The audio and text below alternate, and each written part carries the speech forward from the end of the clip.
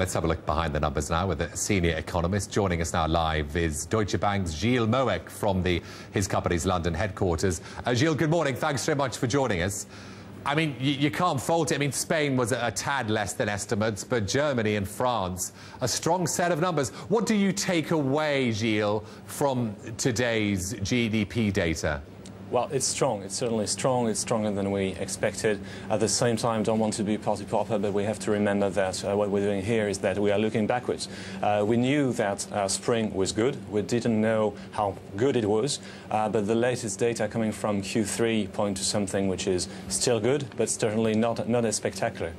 So the picture which emerges today on Germany is certainly extremely positive, because what we have is a strong contribution from exports. That was expected. But those qualitative comments which suggest that private consumption, for instance, helped also, is extraordinarily important, because it means that as early as the spring, we had a broadening of the growth base in Germany, which means that if the loss of momentum that we are seeing right now on key export markets like the US or like China is confirmed in the second half of the year, we'll still have some protection coming from stronger domestic spending. So it's very positive. France, it's a little bit more complicated, because there was a very strong contribution from inventories, a net negative contribution from exports. So it's maybe not as great as the headline figure may suggest, but still, yes, it's a strong figure. But again, we are looking at the spring. The spring was good. Q3 doesn't look as spectacular. The ECB knew about this. They warned us that Q2 would be extremely strong,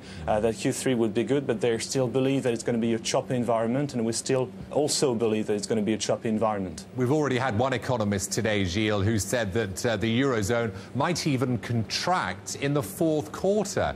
Do you think that's possible?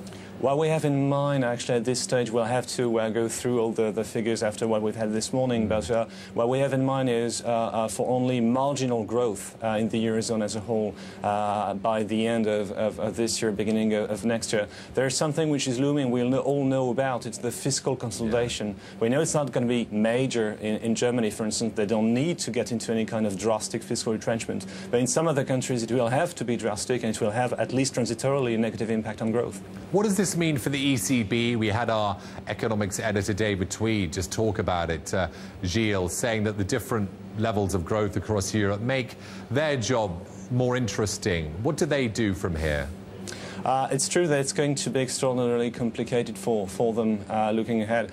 But one thing that I would say is that at this stage, even if we see those very strong growth figures in countries like Germany, fairly strong in France, the output gap probably remains quite noticeably negative. So they are they're not forced actually to change their tack that quickly on monetary policy itself. I think that what they can do is that they can continue what has been happening in the last few weeks, which is that we have a normalization of interest rates on the money market. For instance, we've seen this gradual increase in the EONIA, and that could continue without actually. So it would be a kind of net tightening, if you want, but without taking the decision to actually hike the refi before, in our view, the second half of the middle of next year.